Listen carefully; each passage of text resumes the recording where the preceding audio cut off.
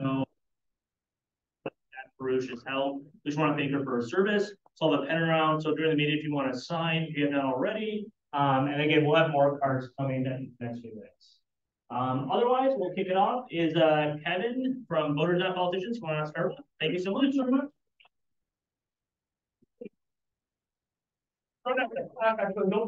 After when it, had a disaster.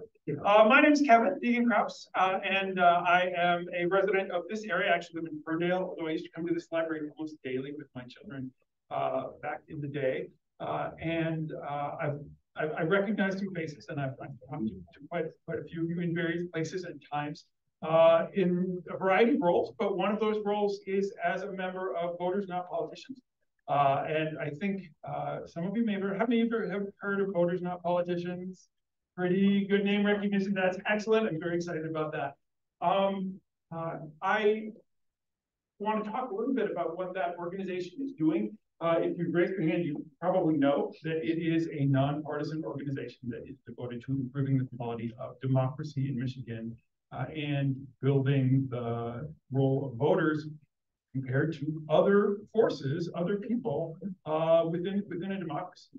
And I think that's incredibly important. Partly it's my day job. So in my day job, I teach political science at Wayne State. I have the best job in the world. I have the amazing good fortune every year to talk to hundreds of young, amazing people about democracy. Anybody, by the way, who says that we're in dire straits, if you talk to my students, you would know that as long as we can keep democracy alive for them, we are in great shape. These are incredibly engaged, active students, and I am just thrilled every day to be able to talk to them and to see their reactions and to hear what they're thinking.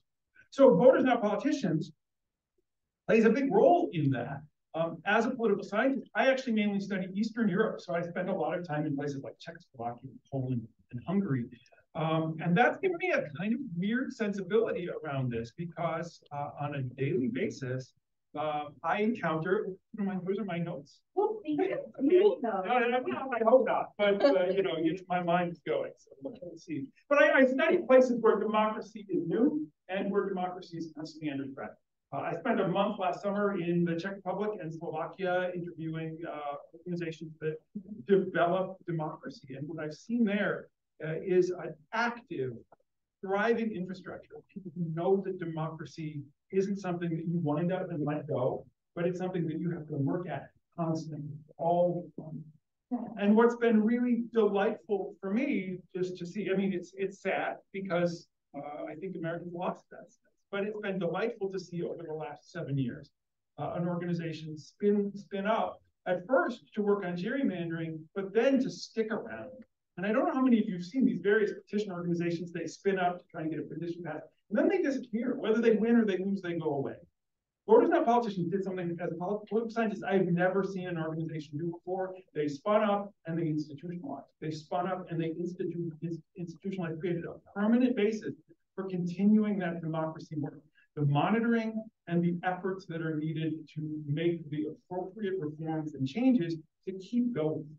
What that means is, while we started with gerrymandering, we then moved on to a variety of other things, and those are the things that I want to talk to you a little bit about. Sort of what we've done a little bit and what we're going to do. So, the other thing I'd like to say is just stop me in the middle. I can be pretty long-winded and get pretty enthusiastic about stuff, and usually, if you wait to the end for questions, at least if you're like me, you've forgotten what the questions are by the end of the conversation. So stop me, interrupt me. But what I really want to talk about is, in a way, the past and what we're doing with regard to things that we've done, and then what we're doing for now. So with regard to the past, Voters Not Politicians was deeply involved in 3 propositions that you might have heard of. So the first was Proposition 18.2. They're always numbered years and then what number they are on the ballot. So 18.2 created the Michigan Citizens Independent Redistricting. You all probably know about that. And you were living in one of the maps, as we all are, that was drawn by that independent redistricting commission, and is, to my mind, one of the most transformative things we have done in Michigan in a very, very long time. So, I know some of the others of you gathered signatures for that. This was a joint effort, and we made it happen. And without all of you working on it, without others, without all of signing it and people gathering signatures, we couldn't have gotten this done. But we got something done that really puts us in a leadership position in the country as a whole. There is a line within BNP. We talk about going from worst to first. And really on redistricting, we were in the bottom 10 of the entire country in terms of partisan districting, and we're now literally at the top. Michigan had the best, the most representative maps of any state in the country. The percentages dropped by like 0.1%, 0.2%. You never see that, but that's what we got. So we won that, but there is always a question we talk about internally about winning the win. Like you can't just pass something on the ballot. You actually have to make that happen. So after we passed that, we didn't just sit and say, okay, that's done, we'll let the commission do its work. We actually worked with groups across the state so that they could organize their thoughts, so that they could make appeals to the commission about what regions, what areas, what interests needed to be represented in those maps. So we really worked hard. A lot of the commission testimony actually was testimony that was informed by sessions that we did before I did. There are still some things to be done on gerrymandering, so that's the first thing that I talk about. So the first thing we're doing actually is we are studying what happened in the 2020-2021 process to see how it worked. The maps ended up great, but there were some problems with process, there were some problems with the organization. And so the question is, what do we do so that when we come around to, and I know it seems like a long time away, but it's not, 2029 to 2030, what can we do to improve the actual process? It's in the state constitution, but how do you actually improve the process? So that's one of the things we're doing. But there are some other gerrymandering problems, things you might have heard about. One of those is prison gerrymandering. So most of you probably know that the way the system is structured right now, when someone is sent out of their community to a statewide prison, their voter, sort of their citizenship is shifted to that place, which means that places with prisons are listed as having a very large population because you have the addition of the prisoners who can't vote, who aren't part of, and those people are taken away from the communities from where people are sent. It looks like this could be solved with a simple legislative approach, and there is a bill in the House sponsored by Democrats, but we were really hopeful that with this kind of simple change, one which would require the Bureau of Corrections to list addresses, not as the address of the prison, but as the address of the original address, that it could solve that problem. So that's something just to keep an eye on. I realize it sounds like a minor thing, but it actually has a significant impact because of America's over-incarceration on particularly poor communities and communities of color. And so you get a confluence of problems with over-policing and over-sentencing. And then not only that, add really injury to injury, you then shift the voting population. Second question that is still on the table is county gerrymandering. The proposition that we did in 2018 didn't handle that, and counties do decide their own district boundaries, and counties gerrymander. In a predominantly Democratic county like Oakland County, it actually is something that Democrats need to think about whether they want to keep engaging in. Certainly in a lot of counties north and west, there is a lot of gerrymandering on the other side. So in a way, it might require the Democrats of Oakland County to sort of restrain themselves, put the cuffs on themselves, keep the cuffs on everybody else as well. But I would encourage you just to pay attention to that. You know, I know sometimes Democrats gain from gerrymandering, sometimes they lose. What I saw in 2018 was a bunch of Democrats saying, you know, maybe we should just wait until 2030 because by the population trends and movements, you know, we could really score big and we could gerrymander the hell out of the other side in 2030. And I saw a lot of Democrats say that's not the right thing to do. It wasn't right when they did it to us, and it wouldn't be right to get rid of that. So the same thing is true at a lesser degree for county gerrymandering. It's something to pay attention to. So that's the first thing is gerrymandering. The second thing that we were really involved in was Proposition 22.2. So just this last year, and that was to promote the vote. So probably a lot of you heard about that. I'm sure some of you wrote signed petitions or gathered petitions on that. But that was the second in the to promote the vote petition campaigns that really broadened Michigan out. And again, moved it really from worst to first, from very low to very high in terms of voter access, and blocked a lot of efforts, really shenanigans that were being proposed in the state house that would have limited people's ability to vote. But again, that was not done either, because we still need to make sure that communities are represented, and we need to make sure that the communities that are now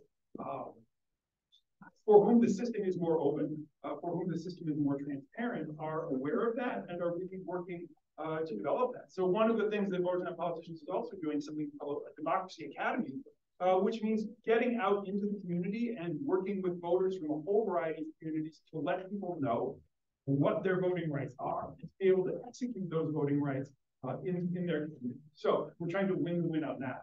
There was another proposition that Voters Not Politicians endorsed, but wasn't part of the signature gathering for, which was Proposition 22-1. Probably know that as a term limits proposition, but it also contained a provision for financial disclosure by state legislators. The financial disclosure proposition in there wasn't particularly strong. It was a referendum created by legislators themselves, who could always have an intrinsic interest in seeing all of their finances disclosed. But it created a certain baseline. Our argument has been that that baseline is a floor and not a ceiling, that we can do a lot better than that. So there are efforts underway to implement that financial disclosure, but it's relatively thin in terms of what it mandates, and it really only affects legislators. What we would like to see, and I hope that you all can feel the same way about this, we would like to see that kind of disclosure expanded in the kinds of disclosures that people, not just immediate financial disclosures, but a whole variety of broader categories, and I can list those for you, but also to immediate family members. So right now it's very easy to play a kind of shell game with wives and children and other things, and extend it to other offices, because right now it's only legislators who are affected by that particular amendment. But we'd like to see it related to Supreme Court justices and all of the other statewide and state elected officials in government, really, and to make sure that things disclose what they need to disclose. We are really at the bottom of this, so we are in a position of going from sort of worst to first. Right now, the existing constitutional amendment takes us from worst to mid. We'd like to go from worst to first on this, and that just takes legislative will, and it takes the will of our own elected legislators. And I studied legislators. Legislators are wonderful people. I actually really like politicians, despite the name of the organization. I know that they do great work, really on all sides. At least they're giving them themselves and often not choosing financial opportunities they might otherwise do. But they sometimes need to be prodded when it comes to the things that might make their job a little bit more difficult. None of us like to have our jobs made more difficult, but this is one place where we need our legislators to step up. We need to pass legislation that would increase the disclosure for themselves, for others, to make sure that our system is transparent. We really do have one of the worst, the lowest amounts of disclosure. And that goes through broadly. So those are the propositions that we've done. What's upcoming? First thing that we're working really hard on is other kinds of disclosures. I think many of you probably know that the Freedom of Information Act in Michigan does not extend to the legislators or the governor. In fact, we have one of the least robust Freedom of Information Act systems in the country, in the bottom two, actually. So think of a state, we're worse, one exception. And we also don't have a particularly robust Legislative Open Records Act. We don't have particularly good ethics. We have an ethics commission without a lot of teeth and without a particularly robust structure. And so there are a whole variety of areas where, again, we're working with legislators. And one of the things that we've done as an organization, being an organization that just gathers petitions and gets things on ballots, to actually working with our legislators to make things happen. One of the amazing things that's happened is that there are a significant number of people who are in the legislature now who got their first political experience gathering signatures for the thing that we did before.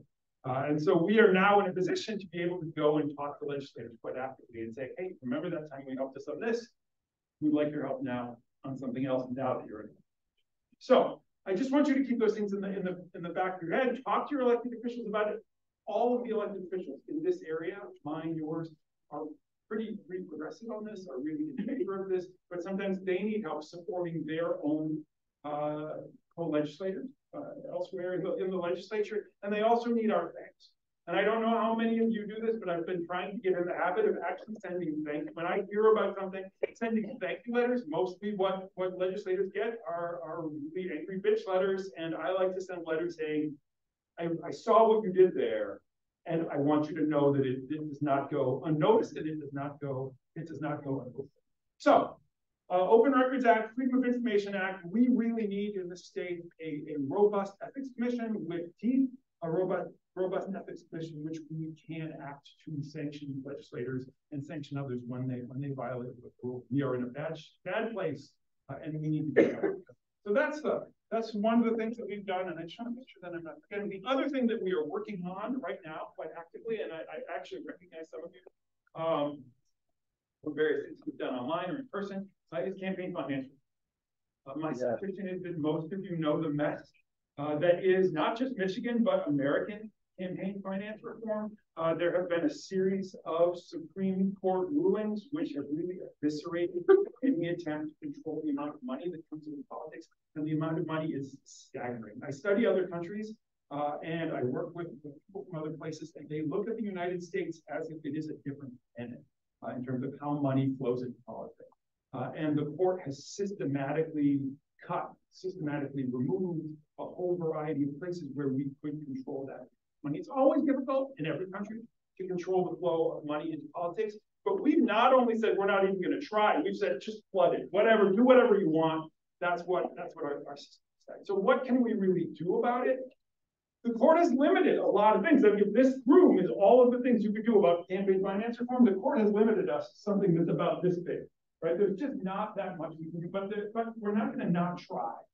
So we're looking at a variety of options. Arizona has recently passed legislation that would require much broader disclosure of where that money comes from. You turn on your television in September, October, November of any election year, and you see this flood, this kind of diarrhea of negative ads. And that's not stating it too strongly, I think, by the negative imagery. It's just and we don't know, every one out of 8 of those ads will be IMX, and I support this message. All of the rest, we don't know where that's. There's not much we can do about that, but there are some things. Arizona's just done it. We're going to see how Arizona has worked on that, and that is something certainly that we could expand into Michigan and go from pretty bad to at least a little bit better. The second thing that we can do is to actually look at foreign money in elections. It turns out that while foreign donations from individuals, so individuals, your Canadian neighbors and friends and others, can't give money in any political setting or in any political space. But corporations with 100% foreign ownership can give as much as they want. Unbelievable sort of loophole in that particular space. And certainly nothing against all of our neighbors and the rest of the world, but if we've decided that foreign individuals shouldn't be engaged in actual American political election campaigns, and both sides of the political aisle agreed on that, then certainly that should be true for corporations as well. And so Representative Jamie Raskin, some of you may have heard of, actually proposed a bill in the U.S. House. Similar bills are in legislatures in New York and just passed in Minnesota. And so we are looking very seriously at trying to asking our legislators to pass something analogous to that. A whole variety of corporations would be restricted from donation, which now can give freely. Because a lot of major corporations in this country have significant amounts of money. So it's something that I want you to just keep your ears open for. We haven't necessarily pulled the trigger on moving ahead with that at a referendum level, but we're certainly thinking about it. The other thing we're thinking about, and we're really doing a lot of research on, is public financing. Some of you probably know that there's not a lot we can do to restrict the amount of money that goes in, but there are ways that we can actually enhance the money coming from ordinary individuals. Some of you may know that the city of New York, has a matching program. So in the city of New York, if you give $20 to a candidate, the city of New York will match you 8 times that. So if you give 20, they'll get a total of 180. So it's city money. It's paid for from the budget. And I realize anytime we ask for something paid out of the budget, it costs our tax dollars. But the question is, how much does it cost us not to do something like that?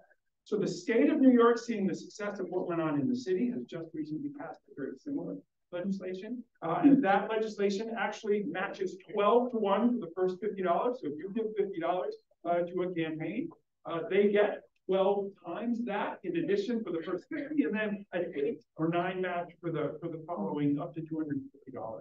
And if you give over $250, you don't get any match at all. So it really sort of encourages small donors. And it limits this idea of donating big. New York has implemented that. They're going to use it in the 2024 election. We're going to take a serious look at that, and we're going to see how that. So there are a bunch of things that are on the table. We also signed on recently endorsing the National Popular Vote Interstate Compact, which some of you may know is an alternative to the Electoral College. In practice, what that means is instead of states awarding their electoral votes by whoever wins the state, which leads to situations where a majority winning candidate obviously win the election, not win the presidency. In this case, if states with 50% or more of the total number of electoral votes all sign this compact, they all agree to award their electoral votes to the winner of the popular vote rather than to the winner of the particular state. And that really undercuts the ability. It would make it impossible for a non-majority candidate to win the White House. We're working on that. We're working on a variety of other efforts to improve the quality of referendums and initiatives in the state of Michigan. And this is one of the things I love about the organization. We have a robust policy committee that we started with a 5-year plan committee. So how are we going to look forward? What are we going to do over the next 5 years? And what are we going to start? That's too short a time frame. We're actually looking at a sort of 20-year period and looking at all of the various things that other states have done, that other countries have done, that deals with electoral system reform, other kinds of electoral law reform. So we are building forward in all of those ways to try and, back where I started, to build that infrastructure of democracy in order to keep it safe for that next generation to be able to sort of follow in the steps to make this happen. But we have to work now to keep it safe for the long term. Given that, I would just ask all of you, keep your ears out open to all of these things, because we will be communicating in various ways, and I suspect various of you hear from us on media in one form or another. I would be happy to sign you up for it if you're not receiving information from us. And if you are interested in this kind of work, I know you are all busy with the various things that you do. The fact that you were here on a Saturday morning tells me how engaged and active you are. In Ferndale, we have a slogan: if you want something done, ask a busy person, because they're the ones who get stuff done. And so I guess I'm here asking clearly very busy people, if you're interested in helping us on any of these, working on the policy committee, working with us on any of these particular initiatives. We have a variety of programs that allow you to call your legislator or visit them on a regular basis. We now have paired every single legislator with at least one member of Voters Not Politicians to go to their coffee hours to make sure that they hear from us. Quote, please do this and thank you for doing that, or why didn't you do this? If you're interested in any of those things, I would be glad to take your information, bring it back to the broad organization. And finally, Michelle, and see if there are any questions. Yes. So it sounds like Voters Not Politicians is pretty squarely focused on elections, specifically not on like governance, not on government or in governance as a whole. Is that exactly? No, I mean, I would say governance as a whole, but not policy issues, but programmatic policy issues. So we've made an explicit decision, and there have been a variety of people who've said to us, you did such a great job gathering signatures on all of these things. We gathered 200,000 signatures, by the way, for Proposition 2 without a single paid volunteer, which was amazing. So we've done all this stuff, but they've said, okay, can you help us work on guns? Can you help us work on climate change and so on? And Voters Not Politicians have said, those are worthy causes, but we're gonna actually focus on kind of democratic infrastructure. So it's not just on elections, but it's on the overall overarching governance of the state. So the Freedom of Information Act and the legislative open record stuff doesn't specifically relate to elections, but it's obviously part of that bigger democratic infrastructure frame. I don't know if I well, so I haven't actually brought up kind of what I'm go. Which is the apportionment of different powers to different levels of government within the state. So there's like some powers that are held by the counties, some that are held by municipalities.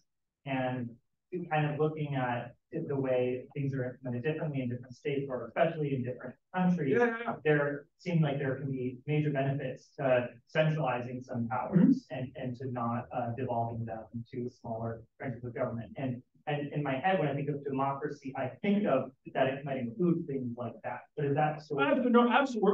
We're open. Anything that relates to the functioning of the system overall that would improve the quality of democracy overall, because some things need to be centralized and other things need to be decentralized. So I'd love to talk to you after about that, because that's absolutely stuff that we're doing in our 5-year plan. We haven't. There was so much work that needed to be done at the purely electoral level and now the purely legislative level that we haven't moved into that space. But our 20-year committee is looking at the much bigger picture and really trying to do that broader comparative work to say, what are the best practices in this country and what are the best practices? So I'd love to talk about that. Yeah, absolutely. Yes. Yeah, it's a little bit off topic, but is anybody looking at voter participation like in cities? Yep. Like in Detroit, the clerk said 1/3 of the registered voters voted. So, absolutely. In fact, there's an organization, a project called My City Votes.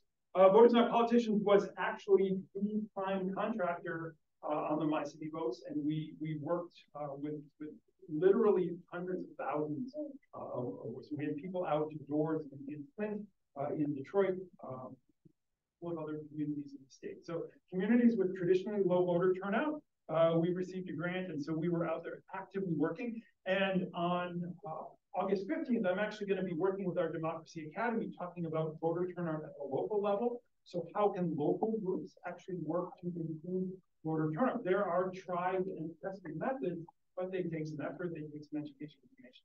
Again, though, I'm not sure I'm getting at your question. Is that the kind of thing you were asking about, or did I steer in the wrong direction? We are actively engaged. Really, one of the ideas of Voters Not Politicians, how do we get people to actually vote? We have two arms. The organization actually is composed of 2 different sections. One is what's called a 501c4 organization, so that's more engaged in actual political development and so on. And the other is a 501c3, so a charitable organization or education organization. That's called the Voters Not Politicians Education Fund.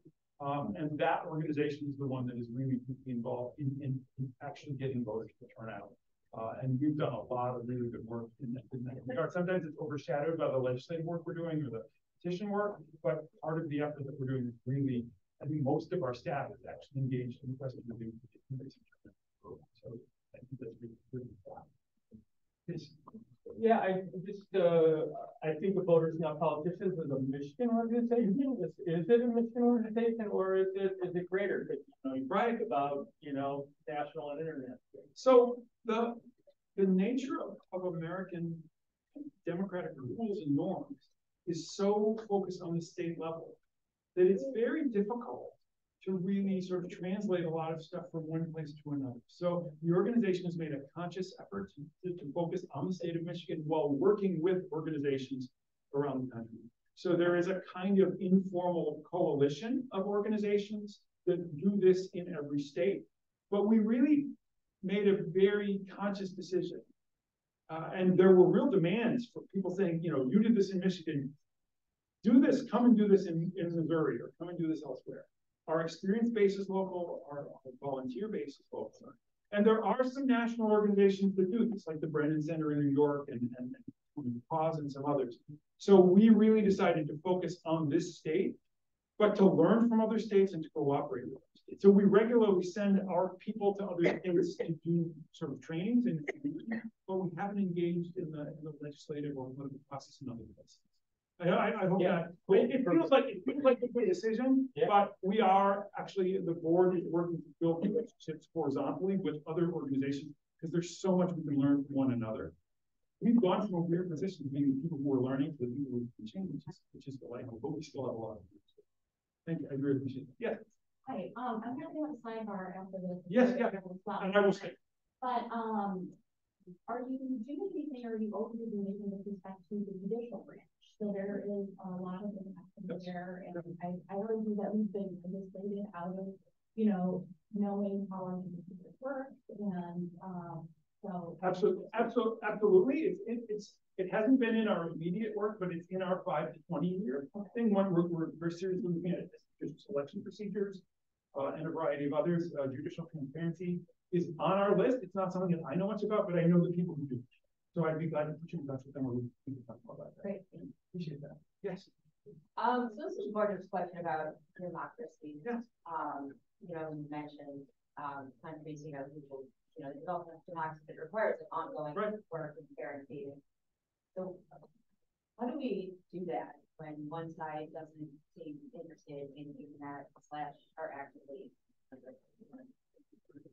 No, that's a really good question. And honestly, it's been hard as an organization that is explicitly nonpartisan.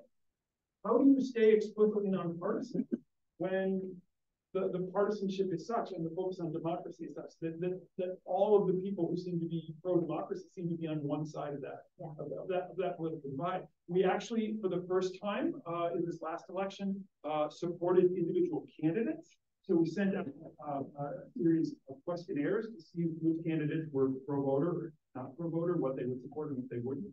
We ended up giving only candidates from one side, and I'll let you sort of guess which side that was. Because nobody from the other side either was willing to fill out the form or was willing to answer in such a way that they were willing to take action. So, absolutely right. In the bigger picture, what can you do? My first thought on this is that we live in this kind of bipartisan political camp, but my experience is, and I don't know if your experience is, so that not everybody from a side is of the same thing. So my work and the work that we have been working with, trying to sort of talk to and talk to moderates who are disaffected by the way their own party is behaving. I think there is really a lot of work there. I think that the kind of center of both parties has more in common than they have than they're distinct. And I remember a Republican Party that was different than this one in some ways. And many of those people are still there. And many of them, I think, are looking at what's going on in their own party with horror. So I think the idea really is to cultivate to the extent that we can. And I realize this is a party gathering, but the first and foremost, the main thing we need is for this democracy to work. If this democracy isn't working, then none of us get it. None of the parties, nothing. So finding those people who share opinions, regardless of what their explicit party label is, and encouraging them to be part of these kinds of organizations. They won't necessarily walk into this room, although I've seen some people leave and walk because of the way their party is behaving. My father-in-law and some others have left their original party to different parties. But certainly one of the things that politicians can do is provide that central space, right? Is to provide a space, and a number of people that I work with see themselves and think of themselves as moderate Republicans or former moderate Republicans. Yeah. So I know that's not a great answer. Yeah, they just really seem to be. I'm sure that there's more than the media would have to believe they are. I would believe, I feel like extremists have like the loudest. I think they control the institution. Yeah. That's what we've seen. But I don't think they represent the vast majority. I don't know. That's my sort of guess. I look at polls and so this is actually, I studied this in Hungary and I studied this in Poland and Slovakia. My impression is that there are way more people who share your beliefs on this across the aisle than you might think. Yeah. And the question is, A, finding them because social networks have pulled us apart from one another, and then reaching out in a way that says, at least give this a listen. And one of the reasons I like being part of this organization is that while in recent years it has been linked to the Democratic Party, it is still explicitly nonpartisan, and we can still say that everyone's involved. So it's not a great answer to your question, but we're just in a hard place right now. Yeah. I just want to piggyback on that. Yeah. I think that a big part of that is that the right has very successfully hijacked a lot of the symbols that are supposed to be for the middle. Yeah. For example, religion or your flag. Like if you are pro-religion, then there's no way that you can be allowed for just taking away the flag. But if you're really on the right, then it's just the symbolic. It took over religion. You can't do religion.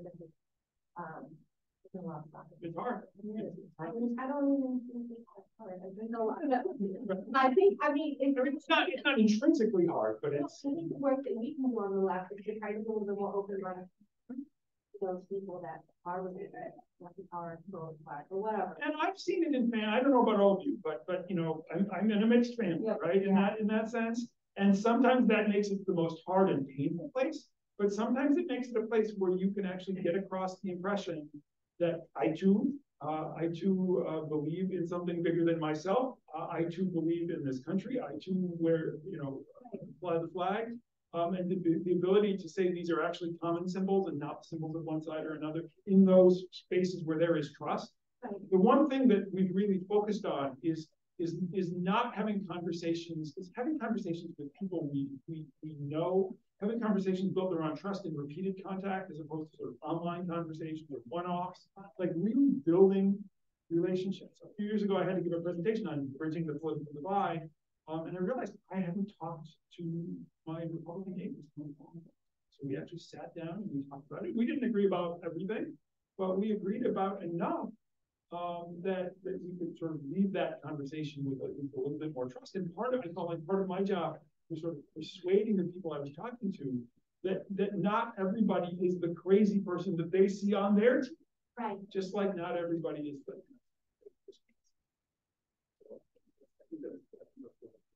And just to kind of piggyback on this also, what do you think about the no labels movement and where is that going? And is that bridging that gap? Sure.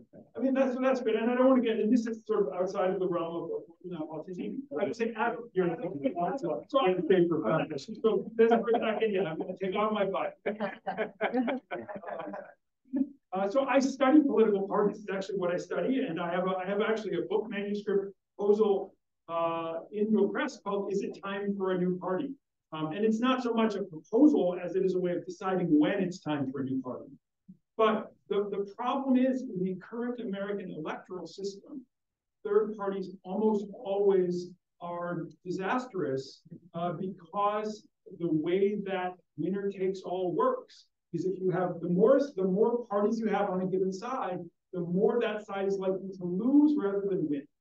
So if you've got a bunch of people and a bunch of enthusiasm and two people start organizations, they split the vote and somebody else walks straight through the hole.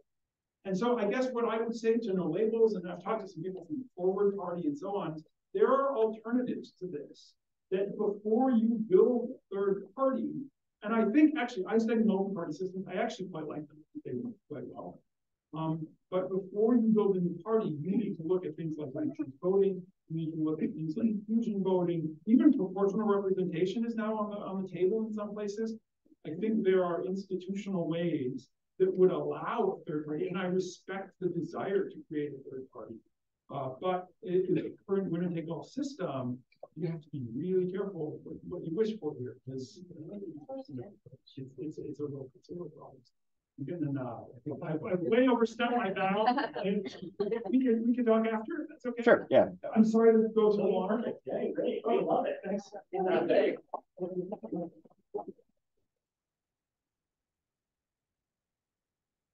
There's a lot of new faces here today. I'm a bit of a shy extrovert, so I'm not going to make you introduce yourself. But if you are new here today, can you just raise your hand real quickly for first time in a while? So great. This is great. Woo! So if you're new,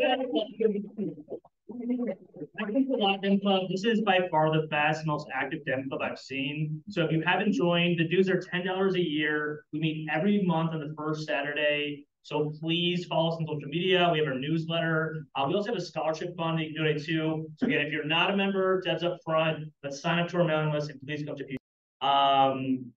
So next, what we're going to do is actually, before we get to that, last meeting we discussed our city council slot in terms of endorsements. So that would be Monica Hunt, Mike Fournier, Becca Cheesem, Amanda Herzog. So Mike, if you want to take that away.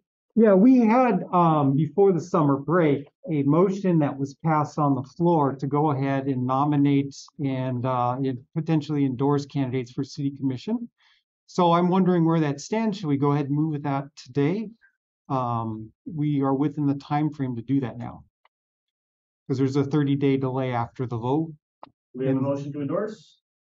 We have a motion. So that'd be a motion to endorse the slot candidates. Again, that would be Councilwoman Monica Hunt, Mayor Fournier, Becca Cheesem, and Amanda Herzog. Second? All right, can I get the ayes? Any nays? Ayes have it. Endorse.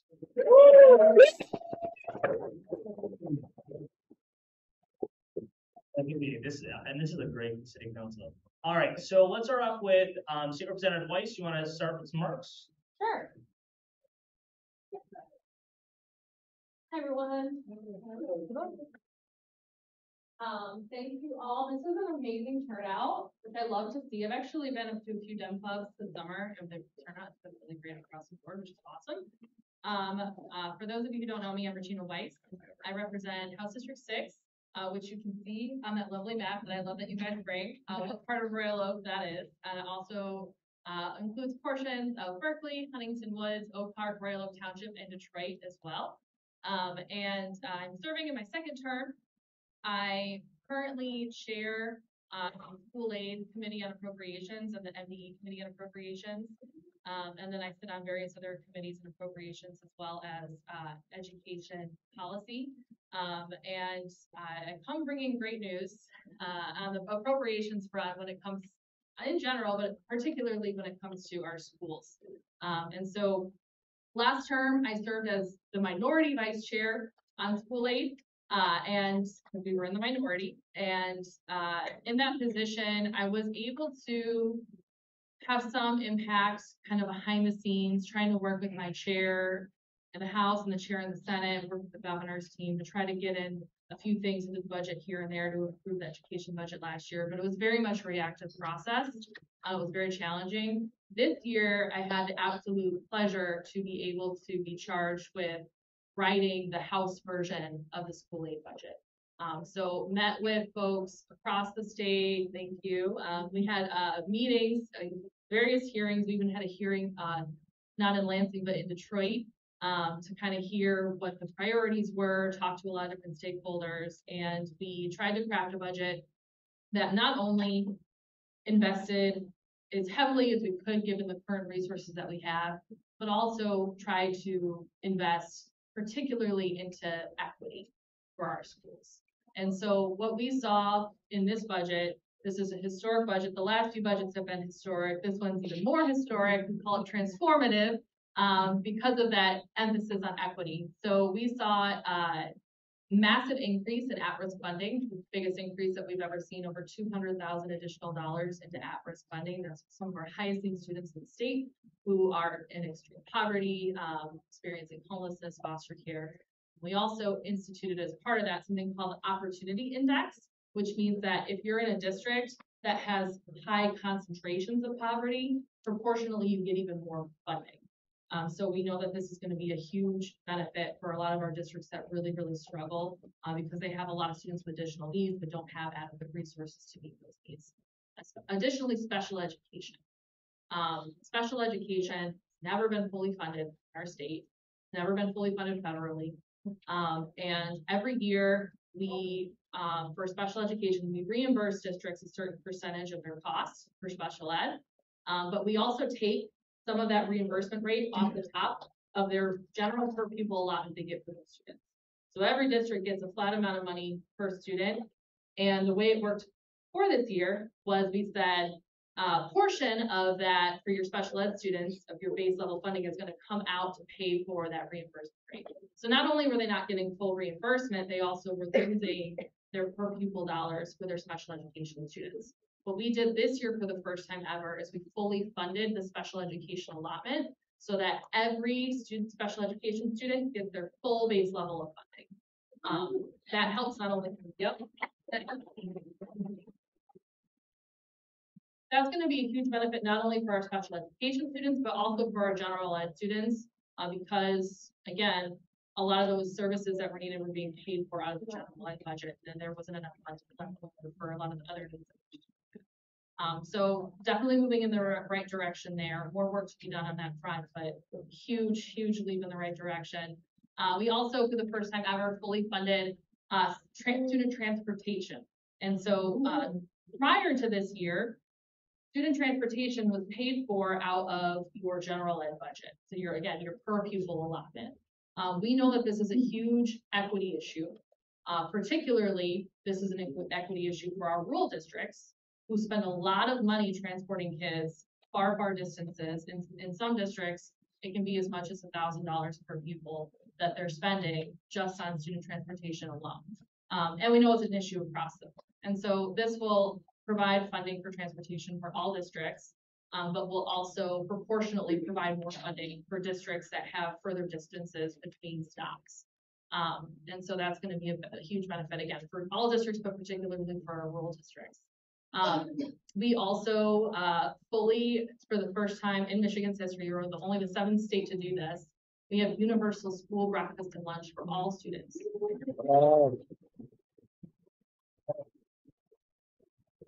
We know this was a huge issue during the pandemic. The federal government stepped in and was providing this. When that expired, we saw a big drop off in the number of families participating in the school lunch program. We also saw a large increase in the amount of student meal debt, people not having the ability to pay. So we wiped out all the debts. We paid off all the school meal debt. So no family has to worry about that. No district has to worry about that.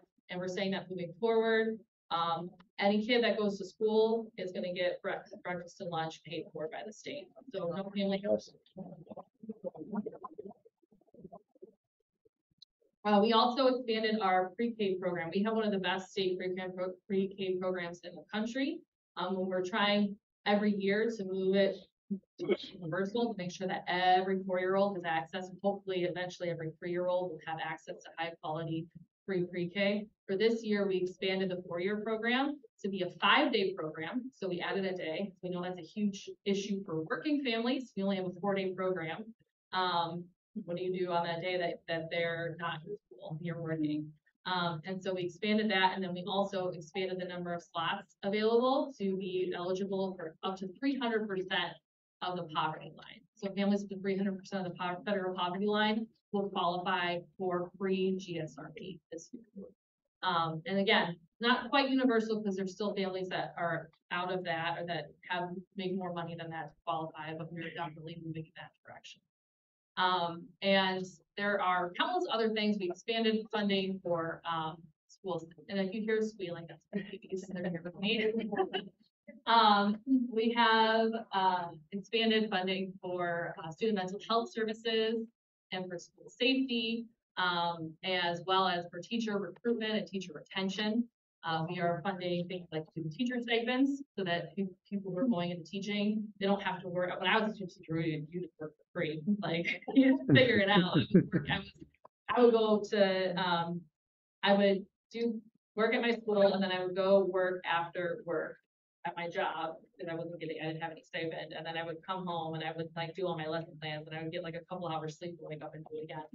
We're trying to relieve that burden. So we're providing student teacher stipends to help try to get more people into the classroom. Also student loan forgiveness, tuition forgiveness for people going into education, and for trying to make it easier for reciprocity as well. So we paid for anyone who's taking the NTTC, which is the state test to become a teacher, first time test taker, we waive the fee for it, both out of state and in states. We're trying to remove as many barriers as possible to get people into the classroom and keep people in the classroom. So those are some of the highlights of the education budget. And then the other thing that I will mention that I'm very proud of is, in addition to working on the ed budget, I also am very involved in a lot of labor issues in our state. I chair the Legislative Labor Caucus, and I was the lead sponsor on one of the right to work repeal bills, which was one of the very first bills. Yeah. And I also more recently had a bill passed that was just recently signed by the governor to restore collective bargaining rights for teachers. That was a very big lift. It took a lot of effort to get it done, so I'm very proud of it because I know that that is a big barrier for keeping people in the classroom. So those are some of the highlights of things that I've been working on. We are in recess right now until September. And so we're just out on doors. I'm out indoors in my district talking to folks, but then we're also out and helping some of our members who are in more purple seats, talking to their residents, trying to make sure that we bring those folks back. The other thing that I want to mention too on the campaign, so that's all on the legislative side. On the campaign side of life, I share the House Dem campaign team. And so we are working very hard to make sure that we not only maintain our majority, but we expand our majority next year. And there is lots of threats to that. We're doing everything that we can. We're doing everything obviously we can on the policy side. On the campaign side, right now we're dealing with recall attempts that have been being made. I don't know if folks have heard about that, but last week we had all of the recall petitions that had been filed against Democratic members were thrown out by the state court of canvassers. There was only one that went through. That was Republican. So which was, I almost feel bad for him, because the thing that they said they wanted to recall him on was his vote for Joe Tate as Speaker of the House, which is like a procedural vote, but because they were specific in the language, they let that one slide through. But we know that this is going to be a consistent attempt, and we already have had yesterday recall petitions refiled against several of our members. So against Jennifer Conlin, Betsy Copia, Reggie Miller, and Noah Arvit all had recall petitions filed against them again yesterday. And so this is going to be a constant thing that we're fighting. They have a year to do it. It's really, really, really, the Republicans made it incredibly hard to recall anyone. It's a very limited timeline. It's almost, I won't want to say it's possible, but it would cost a lot of money to be able to do it, frankly. And we don't think that this operation is super organized, but we're still taking it seriously, because in a very slim majority where we only have 56 members, we need 56 votes to get anything done. We know it's really critical to make sure that we're protecting our members this term. And so we are taking that seriously and working on that. And yeah, and if any folks can talk to me, we're always trying to do everything that we can to bring more resources into the caucus to be able to help our frontline members. So if anyone's interested in supporting that effort, please talk to me. I'm happy to answer any questions. Yeah. So I just wanted to say thank you. I think you can hear your passion education, but I think a big part of it is because you're a former teacher. You used to teach in Detroit, right? Yeah. So I think that it's so important that not just lawyers run, because you can hear it. And so when you're knocking on doors, you pass along that passion, and that's how we build, we bridge the gap. So thank you. Thanks for watching my video. Thank you. And we love our lawyers too. They are yeah. I just want to what the bargaining, I think people have forgotten about that. And I come from the labor side, and I think we need to get a little active in that again, since we're getting to do it. After close to how many years it took away collective bargaining, not just with the teaching, but I'm talking about municipal employees. Yeah, there was some part of the bill that I had also related to municipal employees, very narrow when it comes. Yeah, but it was mostly on for teachers and school employees.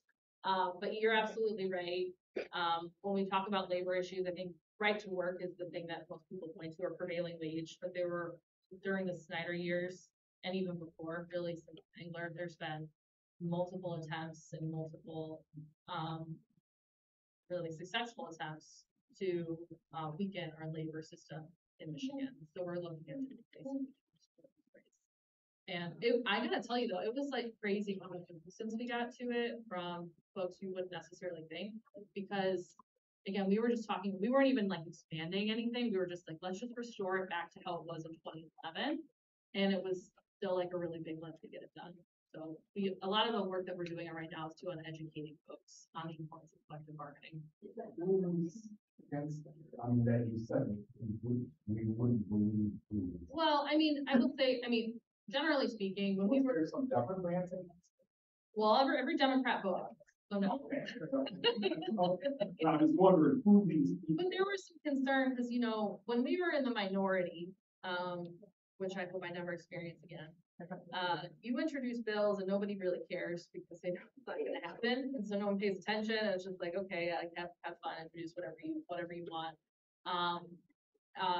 When we introduce bills now, even if it's a bill that might not necessarily go anywhere, people pay attention and they're taking it seriously. And a lot of times we have stakeholders who traditionally would support our side and support what we're doing that might fall on, we might have stakeholders that fall on different sides of the same issue. And so it makes it like navigating that a little bit trickier. And it's not just labor issues, it's a lot of different issues. Yeah. So you go, Paul. Sorry, Tom. Okay, thank you. Regina, yeah, just, I'm aware that there are 2 House members that are running for mayor spots in the state. I don't know which districts they're in, but I've been told that this is a possible threat to our, Democratic majority in the House. Can you elaborate on that? Sure, I can, and I will say too, just to make it clear, I'm not one of them. There was, for those of you who follow, the Twitter sphere or whatever it's being called these days, Jim DeSanta was at some insurrection pool party thing the other day, and Lori Stone, who is one of the people who is running for Warren mayor, she's like my legislative doppelganger. We get mixed up all the time. And he was announcing this pool party that I was running for mayor. I'm not running for mayor of Warren. Anyway, Lori Stone running for mayor of Warren, and then Kevin Coleman running for mayor of Westland. We have primaries coming up on Tuesday, so we'll see what happens with that. The way that would work is I get mixed up which is which. I think Warren might be Westland. Starts like pretty much immediately, and then the other position starts in January. We would not technically lose our majority, and that we wouldn't, like Joe Tate would remain the speaker, but it would essentially make it so that we weren't able to really do anything for several months until we had a special election. So probably what would happen if that were the case is you would see just like probably a pretty inactive legislature, because even though there are lots of things that are bipartisan that Republicans would support, we have seen Matt Hall, the minority leader, anytime that there's like a little bit of blood in the water and he thinks that they can screw over a vote, even if it's something that the majority of their party supports, they'll do it just to do it.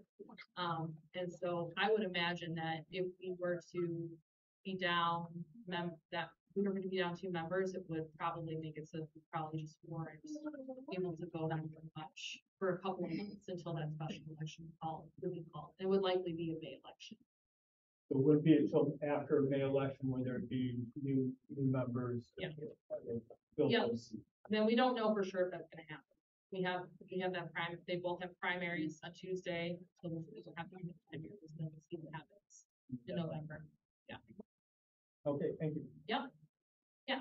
So this is beyond my expertise, but when it comes to special education funding, it's my understanding the federal government was supposed to include so much, they maybe do like 14% or less. So how does that just reconcile with the state in terms of what the state funding is? Just help me understand that, if you don't mind. Yeah, and I don't remember the percentages off the top of my head, but I know that when the Federal Idea Act was passed, the federal government always committed to fund a certain percentage of special education funding, and they never have. It's like they fund like half of it, basically. And so it's on the states to make up the remainder, but because they're funding such a small portion of it, it's a much greater group of the states. And so in Michigan, we have historically tried to like fill in some of those gaps, but we've never fully funded education. Even with fully funding the special education foundation allowance, we're still not fully funding special education because we're not 100% funding that reimbursement rate. It'd be super helpful if the federal government did what they were supposed to do. And we're going to keep lobbying them for that. And then we're going to keep working to make sure that we're helping meet that commitment in our state too. But I will say that even with all this historic funding that we have for education, it's not enough. Like I said, we're not fully funding special education. There are other things that we're not doing that we should be doing. And so we really need to take seriously some education finance reform and looking at ways in which we can bring in more revenue into education. Yeah. I have a question about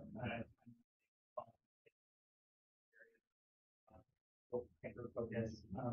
There's a kind of a dashboard that someone published of where the Federal CHIPS Act funding has been going across the country, and it's largely almost exclusively been to Southwest, Southeast, and whatever the part of the Midwest that Michigan is a part of is following, like the Eastern Midwest or whatever.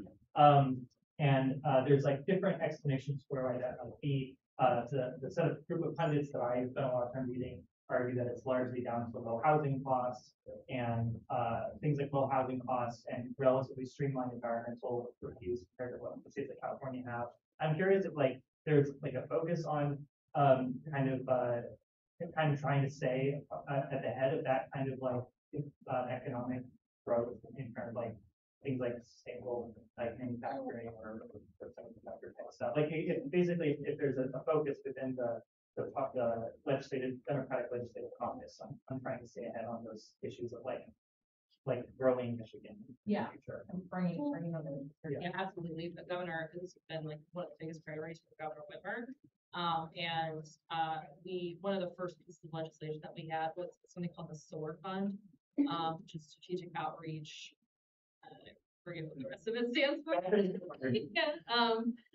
But it is to provide economic development funding to bring in those specific types of industries that you're talking about. It is controversial within both parties really, but on the Democratic side it's controversial because obviously as Democrats a lot of us feel like we shouldn't give handouts to corporations, but also we know that this is very much a race and that batteries are the heaviest part of a car. Wherever batteries are getting built, that's the rest of the car is probably going to get built.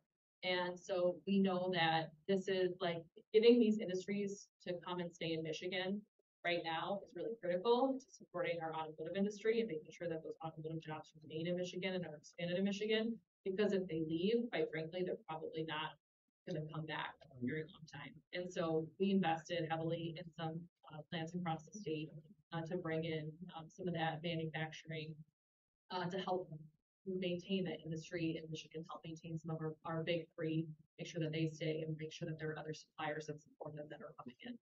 But it is somewhat controversial and the Republicans have been opposed to it. One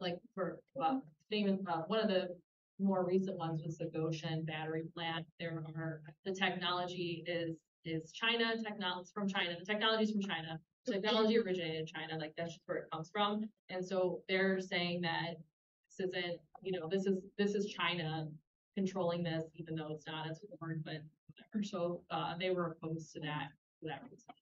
But we are trying to do everything that we can to your point, bring in the federal chip funding and try to bring more manufacturing into our state. And like the specific subset of that I'm thinking about is if there's been discussions of housing reform. Michigan has pretty cheap housing compared to the rest of the country, anyways, but like housing prices have been increasing. Yeah. I'm curious if there's been discussions about that. There has, and we actually do have a housing committee for the first time. That's new, that is working on some legislation around that.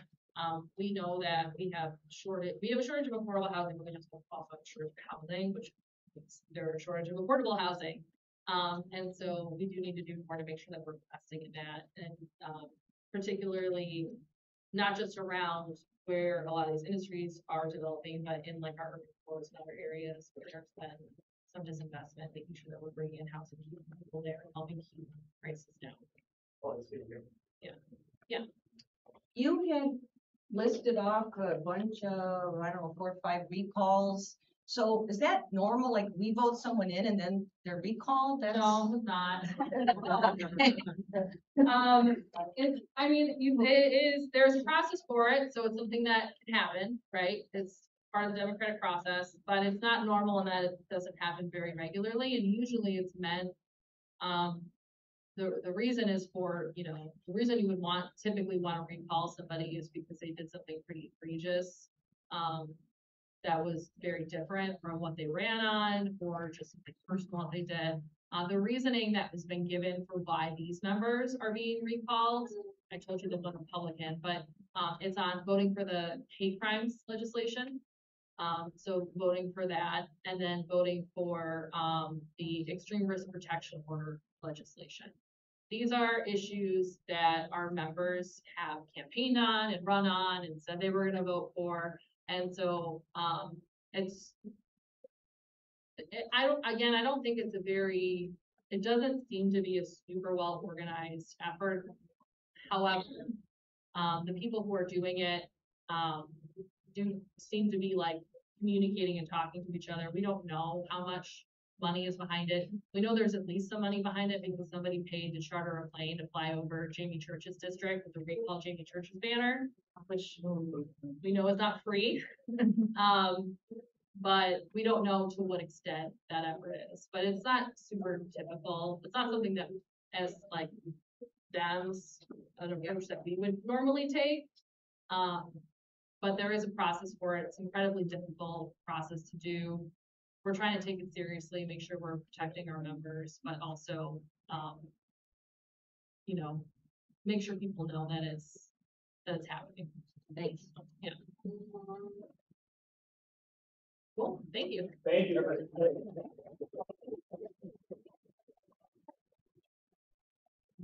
Mr. update? But yeah. One second. I have one more announcement. I need to give Nicole to. I did want to announce this happening in Raylo. For anyone who's interested, I have a coffee hour or community conversation at the end of the week on Friday from 2 to 3 at the office coffee shop. Thank you. Not sure if the commission can update, but do we have any updates you want to give? Yeah. Okay. Real quick. I got to that. Oh, that's Yes. Yes. Yeah. So I apologize, we're gonna switch heads a little bit. I turn out at 11:15. So I'm gonna put my candidate hat on now. And thank you all for your endorsement. We truly appreciate your support. Many of you came out and put the signatures for us. You effed around petitions on your own. Many Saturdays were hot, many were rainy, many were hazy. And I appreciate all of your time with that, and I'm grateful to be running with Mayor Fournier and future commissioners, Amanda Herzog and Becca Cheatham. So thank you all for getting us on the ballot, and continue on as a candidate, and I'll switch to my commissioner head in a second. You know, this is going to be a hard election. It's we are running against 18 Part 2, if you remember them from 2 years ago. But this time around, there are like huge issues on the ballot. Last year or the year before, we had the Veterans Memorial that was an issue. This year, they're making up issues. The no rezoning. Rezoning isn't on the ballot. Single family housing being eradicated is not on the ballot. But there are things that are happening in the city that we are focused on, and we want to make sure that we progress on. Making sure that we have attainable housing. That's one of my huge issues. I want to make sure that people who want to live in Royal Oak can live in Royal Oak. You're serving the city of Royal Oak. If you want to live here, there should be housing available to you. I spoke a minute about the haziness of some of the Saturdays that we stood out in front of the farmers market to collect the signatures on. Those things are going to continue. We have an aggressive climate action plan that was passed earlier this year or last year. Last year, thank you. And I want to make sure that we implement that, and we implement it fully. When we have development coming into our city, that they're doing it clean, with clean energy, with green energy, with renewable energy, and that we're moving Royal Oak forward. Our opponents are looking to take us backwards. They've actively said, we liked Royal Oak when it was 1950, 1970. I'm sure you all know what it was like in 1950. We want to progress Royal Oak. So I appreciate your support. I appreciate your time, the time that you give, and the time that you will give in the future. If any of you want to knock doors for us, or just talk to your neighbors about what we're looking to do here in Royal Oak. We truly appreciate it. So, do we have any questions about my candidate? Okay. Really quickly, now I'm the commissioner. Earlier this week, the city of Royal Oak announced its tree planting program. Last year, a lot of people were kind of that they actually missed the timeline. The deadline to sign up is the 27th of August. So it's just a few weeks from now. You go on the city's website, a short questionnaire or short form to fill out, your name, your address, and the type of tree that you want. And you'll be the city of Royal Oak will be in contact with you about planting a tree. Your only obligation is making sure that you take care of that tree. You water it, in accordance to the instructions given to you by the city or the arborists that come out, and make sure that it attaches to the ground and continues to fully formed, and will increase our tree canopy and allow us to remain Tree City West. Yeah, I'm sorry. Yeah, it's great. I don't believe they started with this program. I will let Mike and Brandon run with theirs. I have to leave. But thank you all. Thank you, Commissioner Hunt. How blessed are we to have such a great slate of candidates endorsed by the Royal Oak Area Democratic Club. I mean, what a badge of honor that I know we all share as of today. And, you know, just at a personal level, it completely humbled, grateful, and honored for all of those who helped get this awesome slate of candidates on the ballot. I can tell you, we have an accomplished attorney, 2 PhDs doing amazing work in their fields, and a guy that sells car parts. So amazing slate. And really humbled and looking forward to putting in the work this fall, getting our message out. Like Commissioner Hunt said, you know, it's going to be a relentless often again. Our opposition is fueled by things that aren't necessarily based in things that we're doing or sometimes logic or reason. So we have to get ahead of it. Like every time, all of us here in this room, it's a team effort. We keep our heads above the fray. We don't get into the weeds. We don't get into the we don't get into the mud. Treat everyone respectful. And as a club, I think we're very well respected in the community. So as things get hot, as we get baited, let's just make sure that, you know, we empathize and, you know, put our points out there and not respond to some of the chaos that may ensue. That would be my one ask as a candidate. And I think everyone's done an amazing job and represents the city wonderfully. Switching over to my city hat, because I can't really say anything better than what Commissioner Hunt did. I have one announcement that's coming out on August 15th, around 11-ish. I got to check the invite again because we switched it a little bit. Maybe it's 11:15. We're having a State of the City address. And that's going to take place in the farmers market. I'm going to talk about all the things that are going on in Royal Oak for about 20-25 minutes. And then we'll have a nice salad bar offered up by the local vendors at the farmers market that's still here, by the way. And so we're going to have kind of a nice little luncheon and something short and sweet, but really just taking the time since COVID to really do show the community what we've done, some of our challenges, and where we're at, and, you know, what we need to do. So that'll be a lot of fun. And then just, you know, even though there's not a lot of, you know, Commissioner Hunt did say, you know, zoning's not on the ballot. Well, we are going through our master plan process, which is the right thing to do. We have to do it. It's part of the tool that we can use to kind of help solve some of our issues. Interesting, you know, I'm at that age now where you get up early in the morning, even on weekends, and you drink your coffee. And but on CNN, they had an interesting article today about zoning, and I encourage you all to read it. I'm sure you all have an interesting opinion on it, but it really talks about how some of the zoning laws, well-intended, may have had, you know, interesting consequences, and it was a little bit opening for me. So I encourage you to read things like that as we participate in this process, and not, you know, kind of take one philosophy or another, but really think about, you know, what this process means, what it can do for our communities. So, any questions? Yes.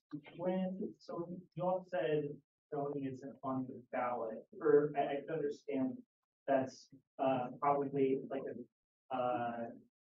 so I'm thinking it's true in some sense, and that it's a good political thing for you all that it's true. But for me personally, that's like, this sounds disappointing. I would like to see like housing be expanded and the ability to build housing be expanded. Whether that's, I mean, duplexes or like, you know, quadplexes would be great. That'd be awesome. Like, but like even like just like ADUs would be really cool. Is something like, are there like small incremental steps that like so could be allowed, or like there's some like experimental things that have been done in other cities to like allow per neighborhood upzoning, where like the neighborhood can come together and have an election at a neighborhood level? Like are there those sorts of things? Could those sorts of things be done after like the master plan process? Yeah, I mean, there's things that we can do in the short term. Clearly, we're looking at the housing crisis, we're looking at aging in place, and there are things we're doing today that we know are slam dunks, practical, what we can do. What I'll say is, even though, there's no zoning ordinance on the ballot, the people that ultimately influence and make the decisions on how our community is shaped is on the ballot. So, if you believe that affordable housing is an issue in this city, if you believe that sustainability and how we plan our cities, how we plan our city and make decisions in the spirit of sustainability and environmental sensitivity are important to you, if you recognize that aging in place is an important thing for our community as demographics start to change, and you believe that, point at Brandy, he's not up, but the candidates that we have really will tackle those issues and have made a commitment to try to solve those problems together with the help of everybody in this movement more broadly in the community, then that's what's on the ballot. But there's no specific ordinance that, people are gonna have and feel the sense of urgency that, oh my gosh, you see these flyers that come out that show like little single family homes and like a skyscraper. I'm like, I don't know, maybe I didn't read my agenda packet. We're gonna demolish all of this. Yeah, Like those green signs you see around town and lots mean absolutely nothing, because there's no proposal on the ballot. Yeah. So, but when we are, the truth be told, and you're right, I don't say it's a political discussion, but it's an important point to make. There's nothing on the ballot, but what is on the ballot are people that will represent the city. And if the city comes back and says, we want these folks on the ballot because I know they're going to tackle these issues and do it in the right way, then we will. If not, then I get a lot more time to hang out and pull weeds in my yard. So it's. Yes, other questions? Yes. Do we know what the people behind those lawn signs are telling their supporters about zoning so that we can talk to our neighbors about this? I'm trying not to get too distracted by what they're saying, and I'll do like a internet search from time to time and hear comments at public comment. I think there's two narratives. One is that the city is trying to create like this kind of a weird conspiracy communist. I've heard that a couple times, like the 15-minute city. A funny story, I'll just take a minute. At the charrettes that we had for my neighborhood, there was one of the candidates that was there sitting at the table. Now I recognize her. And she said, and you better look up the 15-minute city. They want to create a city where grocery stores and everything you need are within 15 minutes of walking distance.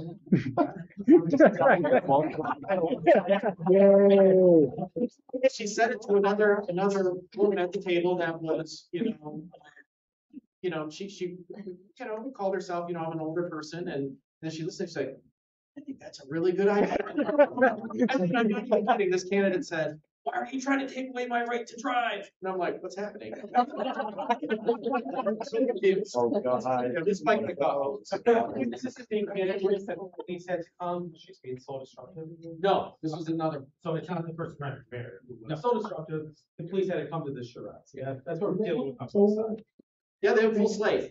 They have full. Do they have a leader? Yep. That's going to show up and.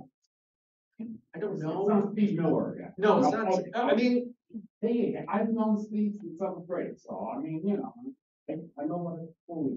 yeah, I think it's a slate driven by things that aren't necessarily germane or pertinent to what's in front of us as a community.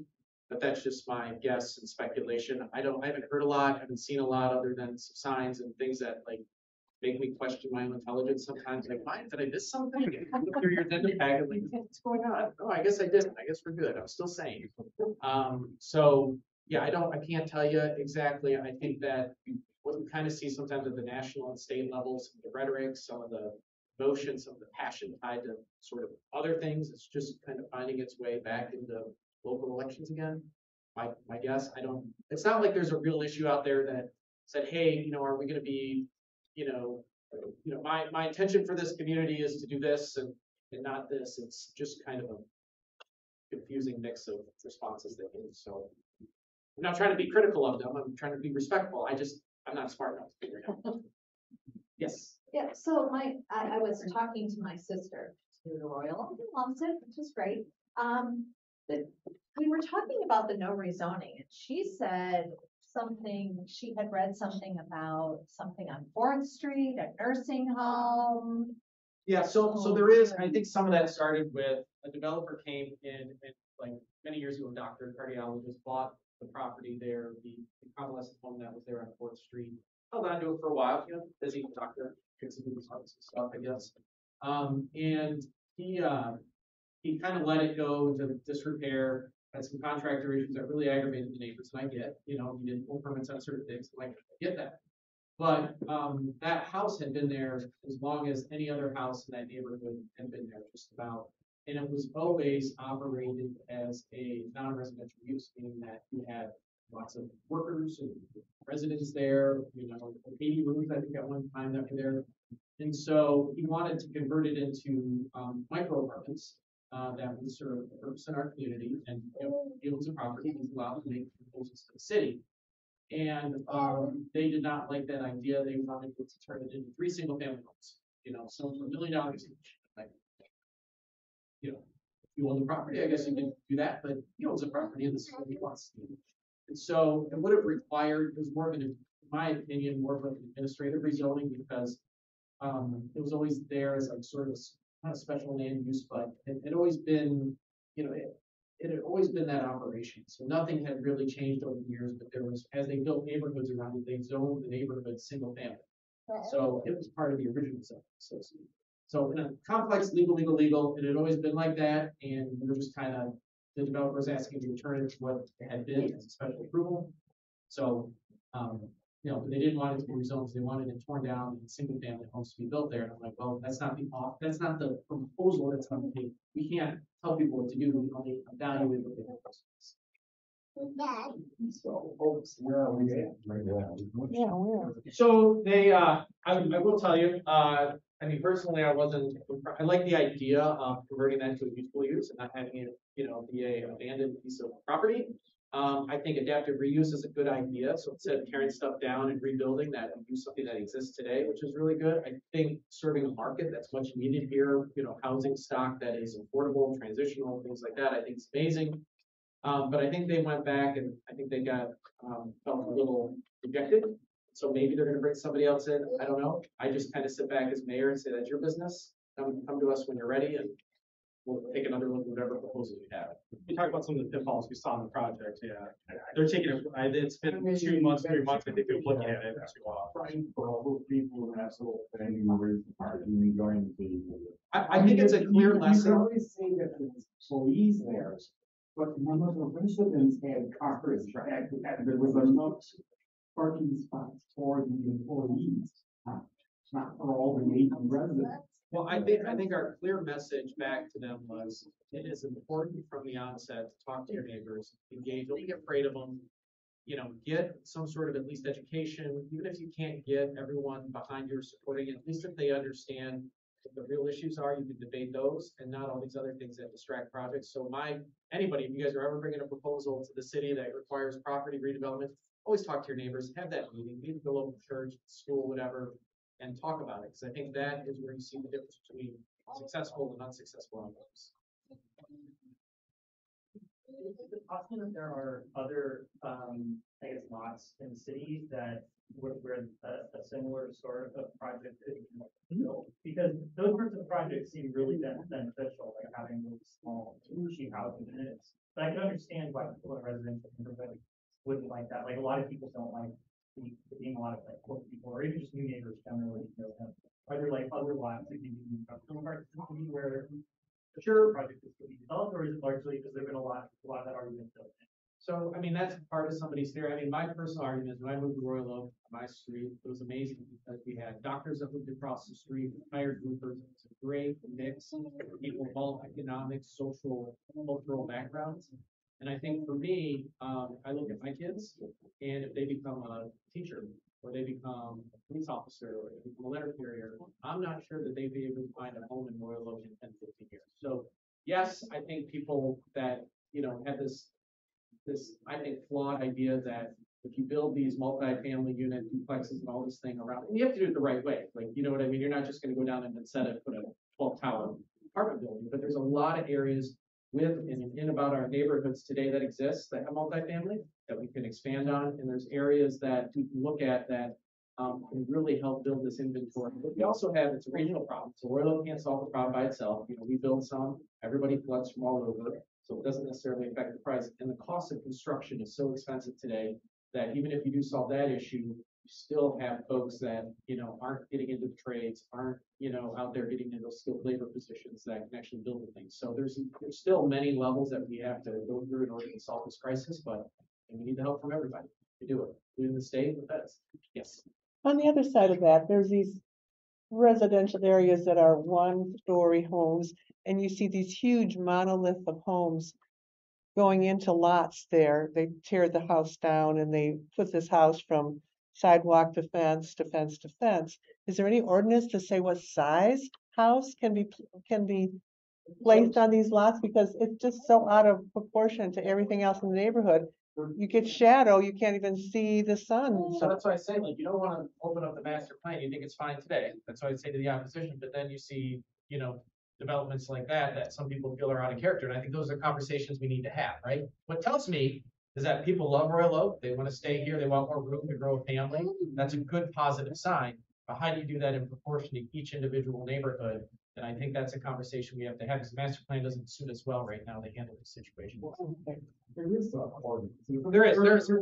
Yeah, but if they meet it, they can build a house, right? Cover over 30% of the lot. So that's in the ordinance. That's an ordinance. But your setbacks, Now, your you height, have all your those garage, things. that can take up, but the residence, is your garage. And how far up you can go story-wise. Those are conversations we need to have. Yes, Vanessa. The piggyback, really I'm piggybacking a lot. You can't have a good education from someone without diversity, whether it's age, race, gender, or income. You don't want the perspective of all the students in the classroom to be the same. That's all. I'll tell you, one thing I tell people, I drop my kids off at Keller Elementary, well, now in middle school, now in high school, but in the parking lot, you see a broad range of vehicles. You see a broad range of people that look different than me, think differently than me. And I know my kids in Royal Oak School that are here, they're going to get the very best education. They're going to get the calculus, the AP Chem, all those things that we sort of value from a KPI point of view. But my kids are going to walk out of school district of Royal Oak with an education that goes beyond what's in the textbook. They're going to be able to work, to grow up with people of different backgrounds. And I think that's going to selfishly prepare them for a world that they'll be successful in. And so part of that is making sure that we do our job in the city to make sure our community is more representative of the world, because our kids will, selfishly, as we raise our kids here or raise the next generation of people that'll take care of us, we need to be better and stronger. So a lot in play, there's no silver bullets, there's no striking the pen, we can make everything work, but I think having dialogue as a community is the most important thing. Yes.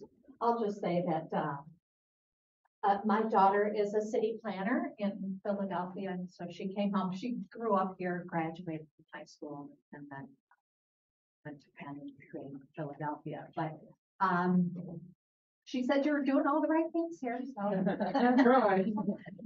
We don't bat 100. I think I was talking to Paul. I said, look, at the end of the day, you can disagree with any individual vote, Brandon cast, maybe I disagree with or any decision we make. But really what we have to look at, and just take a step back, is the sum of all the decisions we make together have really put this community in a pretty strong position. It doesn't mean that we don't have to continue to adjust our sails. It doesn't mean that we can't see every potential issue. And sometimes the solutions we put in create another set of problems. And that's okay. That's life. But I think the sum of what we're doing is pushing this barge in the right direction. And as long as we continue to keep the same mentality, keep engaged in the community, and get the right candidates in office that are open to criticism and open to new ideas, I think we'll be strong. Commissioner Cole, do you have anything else? Yes. Sorry, I didn't know there was gonna be so many questions. I will be very fast because the mayor has covered almost everything. So one thing you will see on the ballot this year is a road village. I'm only bringing this up right now because there's only 2 more times we're all gonna be together in a room for the November election. Quite frankly, there's only 1 more time until the AFC ballots come. So the road village, you look over the last 12 years that Mike's leadership. We have gone, and this is crazy thing, 12 years ago before Mike took office, it was a Republican controlled commission here. Yes, Jim Ellison was mayor, but he was in the minority.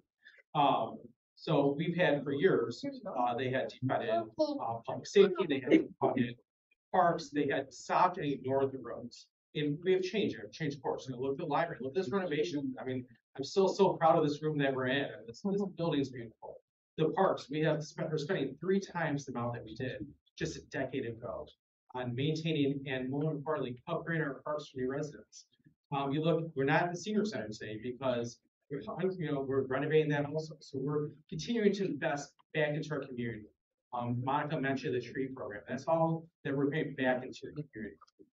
I look at the road village, and this is something that we had to all prioritize 10 years ago when we passed the village. The engineer looked at the roads and said, oh yeah, they're really bad. We got to fix them. So they're not perfect, and we're not going to be, I mean, we have 212 miles of roads, I believe. But we got them to an acceptable level, and we're getting them there, and we're continuing to improve them. Except if we stop maintaining those roads, we stop this millage and stop funding them. Now, of course, we're going to maintain what we can, but when you take away, $3 million a year in funding, sorry, $10 million a year in funding, that is a lot that we can't do anymore. So this is the bare, minimum that we really need to keep the roads improving. We'll get some maps out, but our engineer once again has put together a 10-year plan of the next roads, the major roads that we're going to improve. We're going to start looking at the major corridors. Look at the Webster. We're looking at the quarter-mile roads. We're looking at the downtown. It's just a complete mess. Like, walking around some of the downtown roads are terrible. But look at these major throughways to improve and then maintain all these residential roads that we have just spent $100 million, and almost every residential road in town has been touched one way or another. So that is, it's important. I hope everyone starts to look at this road village and will consider funding it because, without that, it's not plan B. So that's okay. Is it renewal or is it renewal? It's a renewal with an override. So we're just going back to the original amount that was granted 10 years ago. As everyone in this room, I'm sure we're not going to go through a Headley lesson, but Prop 8 Headley really reduced amount of money and funding that all people get. Just like a car, if you don't get your oil change and spend the money to do it, you gotta buy a new transmission. You can tell anybody, it's not going to increase your taxes at all, it's going to stay the same. Yes, it's great. We're not increasing, it's the same amount that was approved a decade ago. That's what you got. Amanda, today, and then everyone else. I'll be real quick. Yes. When with this process of updating our roads, our sustainability, like stormwater management, washability and safety. Yep, yeah, I'm trying to time a lot of the projects with water repair and lead line repair, things of that nature. For those of you who haven't met our city engineer, Donnie here, she is absolutely outstanding. She's been in front of Lawrence Tech University showing all the things that we're doing, and we've actually made it part of our budget, so we could get a little bit more done in terms of surface area, but we made a conscious commitment as a condition to do it in a way that we can find easy wins, manage stormwater runoff, and make our roads a little bit more environmentally conscious. So and if you notice, every time we do a road, you're finding they're safer to go across with pedestrian islands. They have stormwater management, runoff, the bioswales, things of that nature. We're going to continue to do that. Even though some people may say that's a waste, we don't believe so. Can we go, this is kind of building off of that.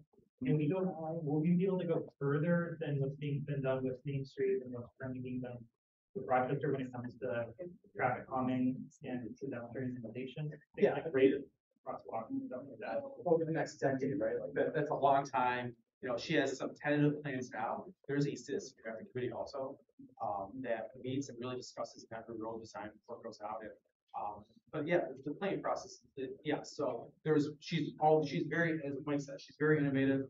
There's new ideas coming forward. So Cities designed around cars and for cars, cities designed around people. So we kind of always want to do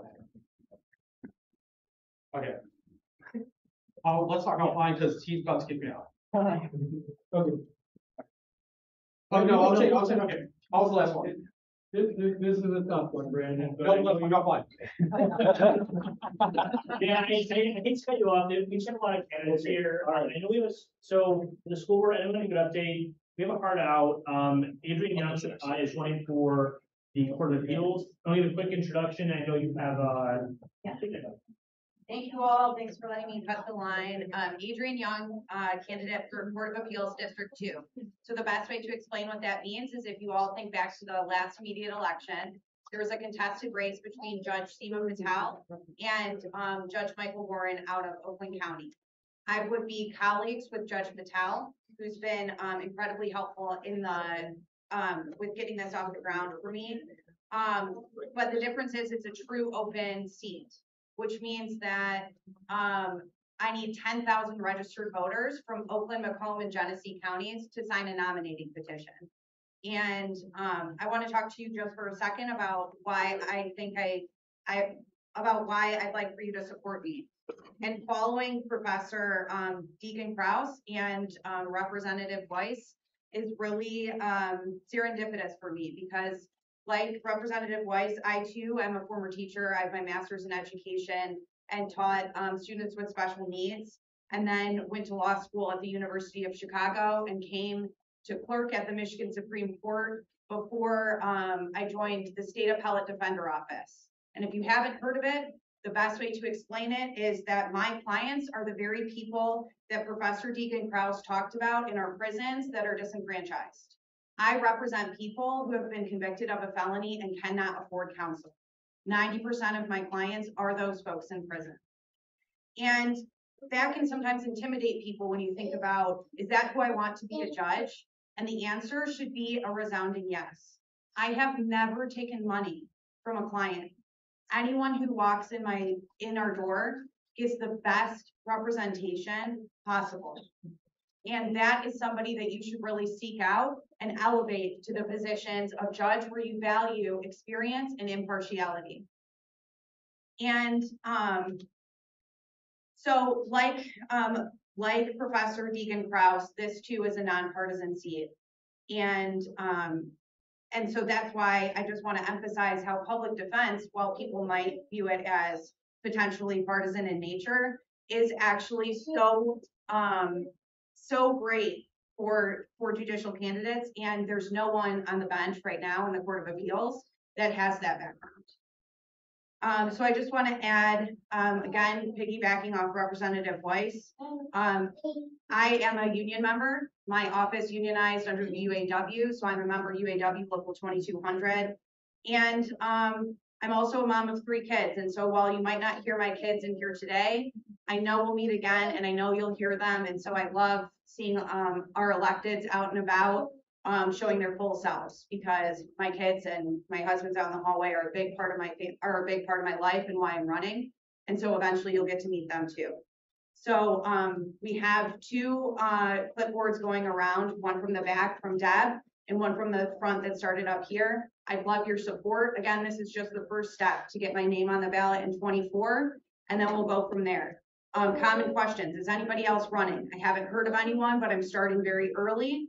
We'll see who else pops up. I think it's fair to say, given that Judge Patel was an incumbent, and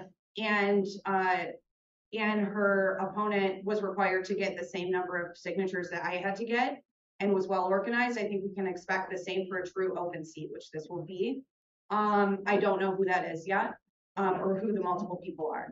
If there's more than 2, me and someone else, I'll be on the August 24 ballot for a primary. So I would say any questions, but hopefully we can just talk again some other time. I do have business cards with my website, but it's www.adrienneyoungforjudge.com. Thank you all very much. This audience and enthusiasm and investment in democracy is incredible. So thank you so much. There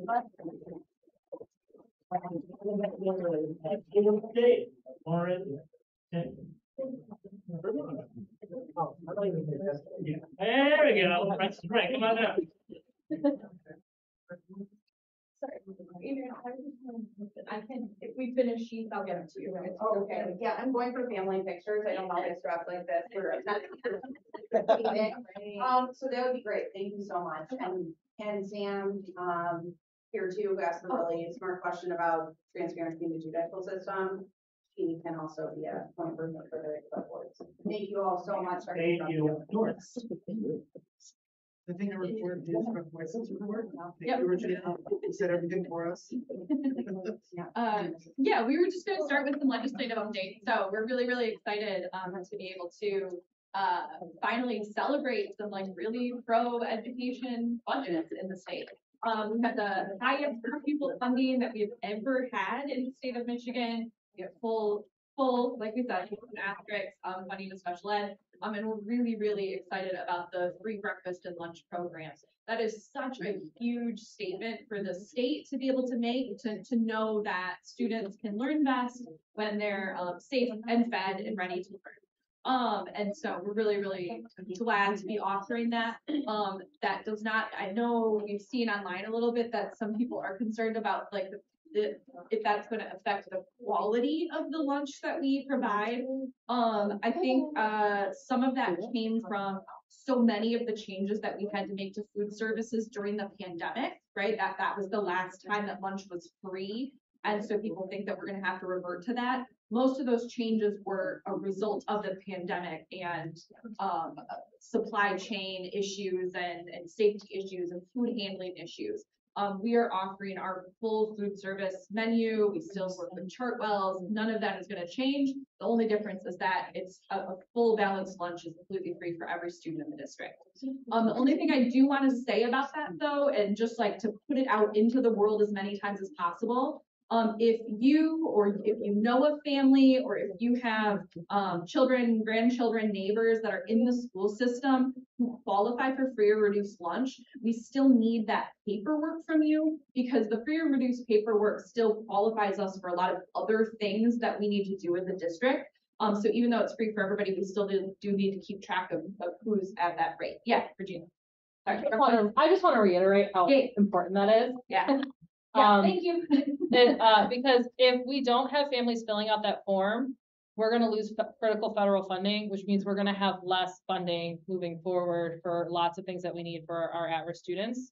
And so it's very, very important that even though it's free for everyone, if you qualify for free and reduced lunch, you still need to fill out the federal form. And we are trying to work with our federal partners to see if there's a way to because we know that's going to be confusing and we're worried about potential funding loss to see if there's a different way around it. But for now, everyone should continue to fill out that form. Yeah, great. Good reminder. You heard it from the official source. So like I said, we just wanted to say out loud as many times as possible that that's a really important step in this process, but we're really, really excited to be able to offer that. And, funding helps us do what we do best, and we want to provide a world-class education for our students. There's lots of updates being done to the buildings. A lot of that comes from the building site sinking fund that was approved last November. So we're still really, really proud to be offering that. And thank you voters for voting yes on it. Most of the updates have to do with bringing all of the schools kind of in line and equal with each other in terms of the facilities that they offer. A lot of them had to do with safety updates in terms of the entrances, safety cameras, lighting, things like that. And then some of it was aesthetic, new kitchens in 2 of the buildings, entrance at Adams, all sorts of really wonderful stuff that's going to bring, help our schools reflect the education that we believe in. Hi, yeah, I'm here because I live north of Jane Addams. Yeah. And there's a fence that goes completely from one end to the other on Glenwood, and it blocks our neighborhood access to the school grounds, so we can't enjoy the playground without walking all the way to the back.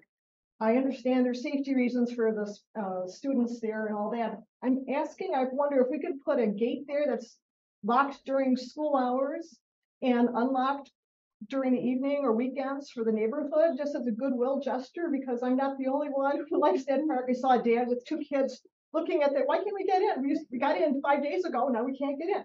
So I'm just putting that out there for the school district. Yep. I'm going to hand it over to Tim because he was going to plan on talking about fences anyway. So, yeah. So as you drive through town, you've probably noticed that there's big holes on the top of Edmonton Luxury. Those will be fixed before school starts. As you're driving around, you might notice sort of growing chunks of what called color. That's going to be done by the time that school starts. I don't want to hear it. And then the fencings that they put in Adams, I told you, it's really a safety issue for students, whether out on the playground. There's a lot of special needs students in that building that we would like to run away from the teachers.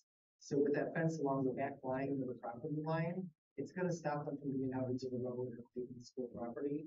And then also the way you have to enter that building now, you have to enter from the front. And the camera's on the back of the building, so we can see who's entering the property in case anything were to ever happen. We have some kind of security documentation electronically that who was out on the property in that happened. Do you have any questions around? Yes, so we could mention that, but those are it's intentional where the fence is and why it's built that way. We understand that it does change what's happening in the neighborhood, but it really is the safety of our students is the number one priority. The students are there though, like evenings and weekends. But the building is closed. Yes. What do you guys plan to do, and how much are you getting for the transportation funding now, and how do you plan to spend that on busing, free transit, more transit for athletes? What's your? Well, what that will do is we do transport all of our social needs students. Okay. So that's going to help with that. And other than extracurriculars, I'm not sure how that's going to affect things. But we'll let you know. I have ideas. Okay. Okay. Any other questions? All right, thank you. Announcement, but I think we have Amanda. Can we have the candidates? Is that it? Oh yeah, Becca. I'm sorry. You guys, yeah. Becca and Amanda, and then we'll close up. I mean, Sorry, Becca, that was not my fault.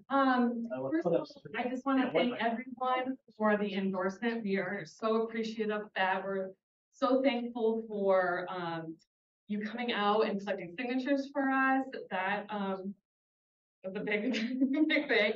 And I want you to vote for me, so I'm going to be super quick. The great thing about our slate is that we have expertise in a lot of different areas. And so my background is environmental engineering, and I have been the chair of the Environmental Advisory Board for the past 6 years, pushing sustainability in the city. And what I learned this week, which is so exciting, is that our climate action plan is going to be used at the county to help other cities, townships, and villages. There's 62 of them in Oakland County to be able to start their process as well. So because sustainability isn't just our little silo of our city, it's all of us regionally.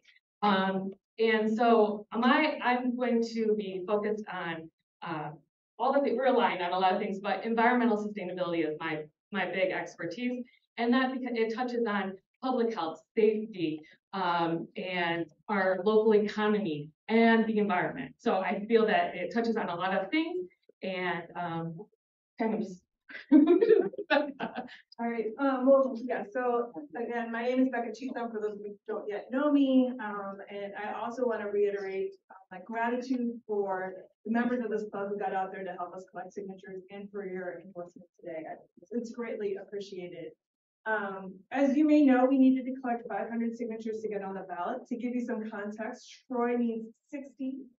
Ferndale needs 100 to get on the ballot. So it's a heavy fund. So we needed a lot of people out there to help us cross that line. But I think it was a really good thing because it meant that we had to get out there and we had to talk to people about what they like about Royal Oak, what they don't like about Royal Oak. But that was also one of the scariest things to go into this whole endeavor for me, because I have to admit to you that I'm a little bit of a shy person. Some people don't believe that, but in fact, I am kind of shy. And I would just want to tell you, like, you know, that's been there for a long time. And I was a shy kid growing up. I grew up in a very conservative town, but I was raised by a couple progressive liberal parents.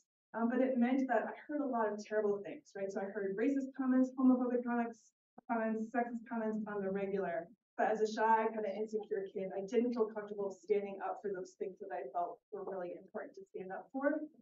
And that left me with a lot of shame. And I think that shame is what has driven me over the last few decades to really build my skill set to get past that shyness, to stand up for what I think is right. And so I have done this, you know, in my career. I was a community-based public health worker. I stood up for rights of youth, stood up for rights of immigrants in the Boston area.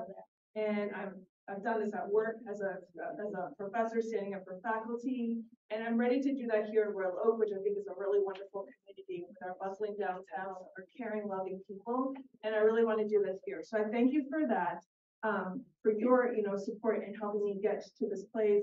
I am here to fight, like Mayor Fournier was saying, like this race, we are against a different slate of values. So our slate really shares a lot of values.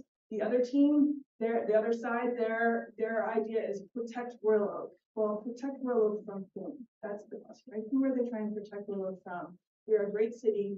We're a city that I think broadly embraces diversity, sees it as a strength, and that's what our slate is running on. So personally, I'm interested in increasing housing options so that people who want to live in a road can come and make this their community their home. I'm interested in making sure that we have parks for something for everybody, so everybody can get out there and enjoy park for exercise, fresh air, connecting with other people, and just a calm moment in a stressful life. I'm also campaigning to support our seniors who might need a little bit more assistance. They might need to have an ADU on their property to help them finance and stay in their home.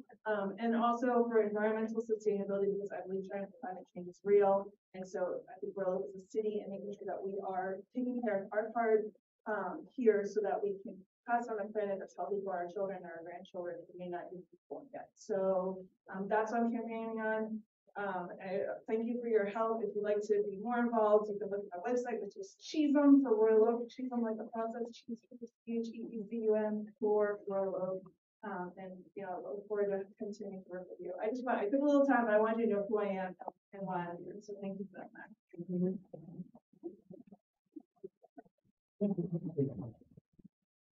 There's no problem to add, but we had a lot of speakers today, so thanks for your patience. A few kind of wrap ups. Mike, I know you kind of wanted to give a special shout out for the city commission. City commission in terms of signatures. Want to do that now? Yeah, sure. Maybe I come up there.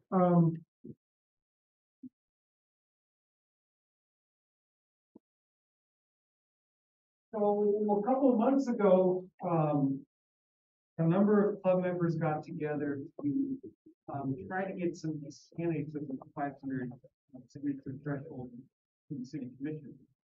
And so actually, it ended up being about 16 to 20 club members came out and volunteered 2 hours, sometimes 4 hours, sometimes 1 hour, and made a huge, basically was able to make a huge contribution to getting the signatures done for candidates with the candidates that were out there with everybody.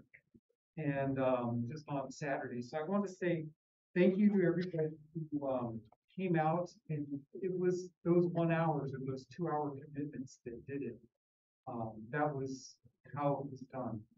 And so I just wanted to thank everybody who came out. There were a lot of names. I don't want to name everybody, but it didn't take a lot of time, but this is the way to do it.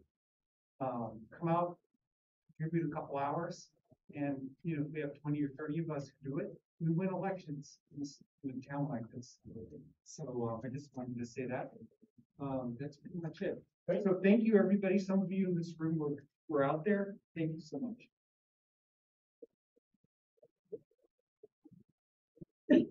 I just wanted to say I was one of the volunteers, and Mike's a great leader. Yes. Thank you, Michael. Very good at text messaging, scheduling. Did a nice job. Appreciate it.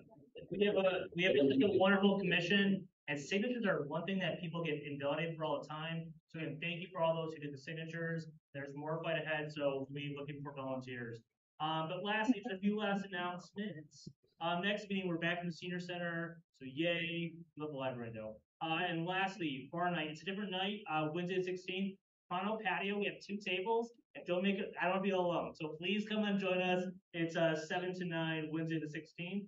And then what? I think motion to adjourn. Do I have to do that? What's the process? Yes. Motion to adjourn. Hey, there we go. All right, thanks everybody. Second. Thank you. That was great. Oh, thank you. You came out many hours. I was concerned about you getting sunburned. Well, thank you so much. You're welcome. I have an update on that.